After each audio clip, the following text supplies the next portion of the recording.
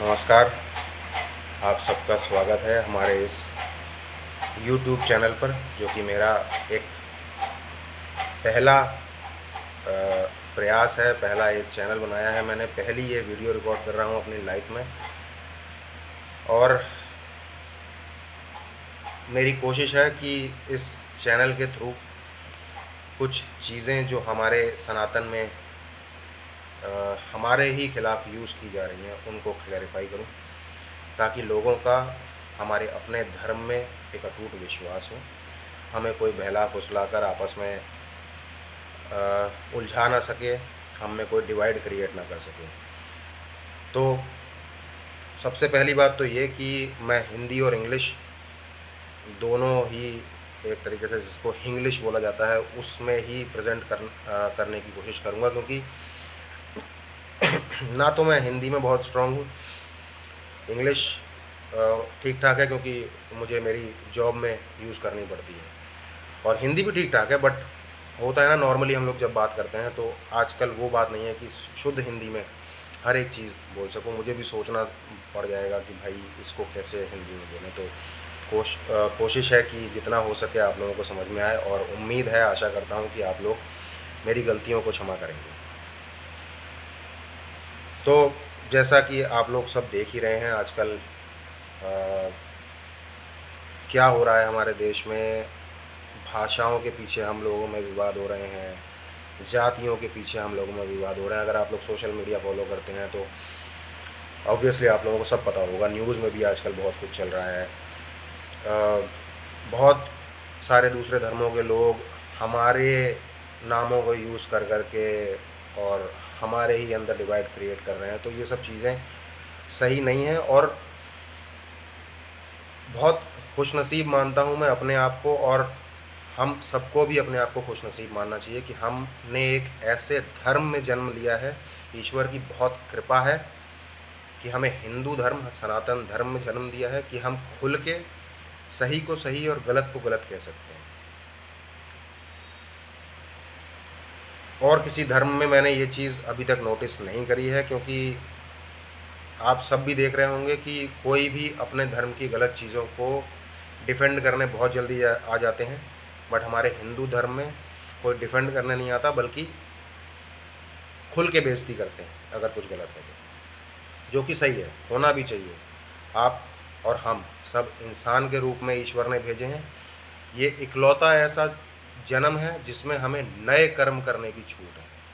हमें सोचने, समझने और फिर काम करने या कार्य करने या कर्म करने की शक्ति दी है ईश्वर ने, जो कि बहुत बड़ी कृपा है, बहुत बड़ी कृपा है। अगर आप देखें, किसी और जन्म में, किसी और योनि में ऐसा संभव नहीं है। आप सिर्फ और सिर्फ अपने पूर्व जन्मों के, इसको कहते हैं, कर्म काटने आए। तो मैं तो बहुत शुक्रगुजार हूँ इस ईश्वर का कि मुझे हिंदू धर्म में और भारत भूमि में जन्म दिया, जिससे मुझे असल धर्म क्या है, सनातन, जो सिर्फ जीवन जीने का तरीका है, कोई धर्म नहीं है। और ये हर इंसान सनातनी ही पैदा होता है नीचे आके, आप कैसे भी बदलाव कर लें, पर जन्म से हर व्यक्ति, हर मनुष्य सनातनी है। और मैं इस चीज़ को फुल कॉन्फिडेंस के साथ कह रहा हूँ, इस पर कोई भी मुझे चैलेंज कर सकता है। मैं कभी भी इस पर किसी भी तरीके का डिबेट करने के लिए तैयार हूँ। फिलहाल अगर आपने नोटिस किया होगा, बाकी किसी भी धर्म को, सिख सब एक रहेंगे, कोई भी बात हो जाएगी। मुस्लिम्स सब एक रहेंगे, कुछ भी हो जाए।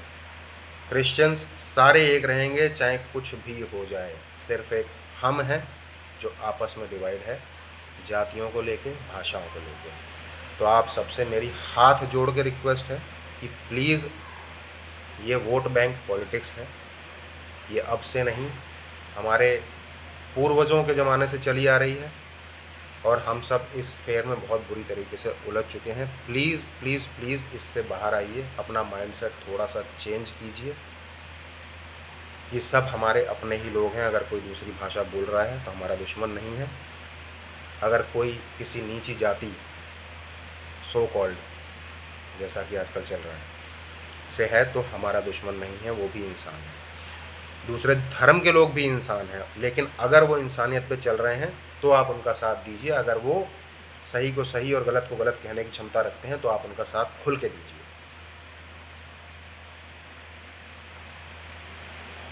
अब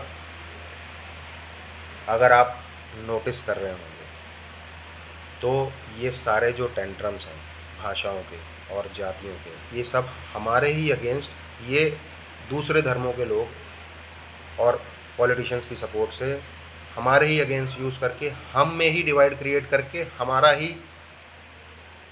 फ़ायदा उठा रहे हैं और हम ही को अपने पैरों के नीचे रखते हैं।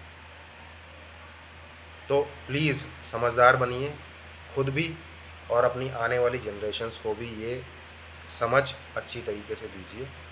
हम इतने महान धर्म से हैं कि जिसमें हमारा ईश्वर खुद हमसे कहता है गीता के 18 अध्याय समझाने के बाद कि मैंने तुमको सब ज्ञान दे दिया, अब भी जैसी तुम्हारी इच्छा वैसा कर। तो असल ईश्वर तो यही है और कोई नहीं। डरा धमका के कोई ईश्वर अपने बच्चों से काम नहीं करवाएगा, वो ईश्वर नहीं हो सकता। जो भी डरा धमका के अगर कोई चीज़ करवा रहा है तो वो ईश्वर नहीं हो सकता। ईश्वर अपनी बनाई हर कृति से एक जैसा ही प्रेम करते हैं। और यकीन मानिए हमारे कर्म बहुत बलवान हैं, और कर्म 3 तरह के होते हैं, मन, कर्म और वचन। यदि आपने ये तीनों फॉलो कर लिए तो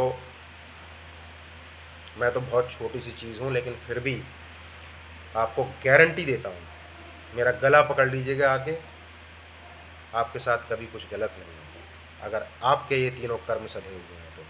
मन से कभी किसी के लिए बुरा मत सोचिए, कर्म से किसी के साथ कभी गलत मत कीजिए, वाणी से कभी किसी के लिए कुछ गलत मत बोलिए। जितना हो सके आत्म ज्ञान पाने की कोशिश करें, अपने अंदर झांकने की कोशिश करें। अपने मन में ही सब कुछ है, प्रभु भी अंदर ही हैं। बाहर ढूंढते हैं, मंदिरों में जाते हैं, अच्छी बात है, कोई दिक्कत नहीं है। एक श्रद्धा का बहाना होना चाहिए कहीं भी जाने के लिए, कहीं भी जाने के लिए, कुछ भी करने के लिए। ये छूट हमारे धर्म में खुल के मिली।